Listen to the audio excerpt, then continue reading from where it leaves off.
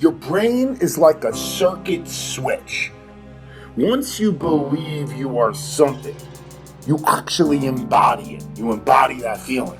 If you were, God forbid, in a coma, and you woke up and you didn't really have a memory, and you were told that you used to be a Navy SEAL, and they want you back now when you're healthy, do you think you'd act differently and hold yourself differently, conduct yourself different, and have a different self-concept of who you are than if you were told you were a piano instructor? Being successful in life is all about having the proper belief system in who you are. Truly believing that you are something unique, that you are something special in that field. If you truly believe inside of you that you are one of the best actors in the world, you will be entirely different than if you're like, I hope I'm good. Your expressions will be totally different. Your tone of voice. You'll talk in a more convincing fashion. You'll use your natural voice instead of a scripted one. You'll be more emphatic. You'll be more real, more relatable. Our brain is like a circuit. And so if we introduce it with the proper wiring, you're going to go straight to your target. If you're unsure about who you are, then your dreams, your goals, they will never become a reality. Everyone has mental doubts in life, internal conflicts. Even the most successful people that you look up to, but they don't live there.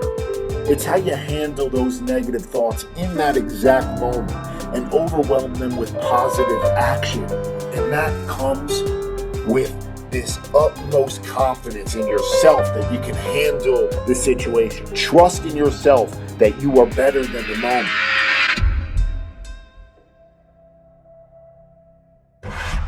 The greats think differently. The greats see differently, right? The greats have a different worldview. The greats, they approach the game in a totally different way.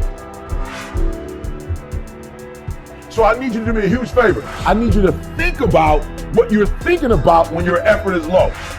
Because if you can get this, you can get any success you want in life. You can have anything you want in life if you can get this. The next time you give a low effort, right? You give it 70% or 50% or 30%. I want you to think about what you're thinking about when your effort is low. If your effort is low, you're probably not thinking about the opportunity, you're probably thinking about the obligation.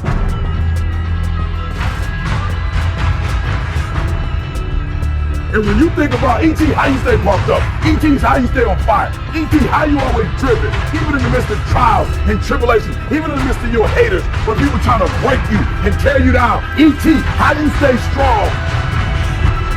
I keep thinking about the opportunity. Every single day, I'm thinking about the opportunity, and I'm not looking at this thing as an obligation. I'm not looking at this thing as something that I have to do, or that I'm forced to do, right? Something that somebody's making me do. Every time I wake up, I'm thinking, I'm alive, baby. This is the day. This is an opportunity.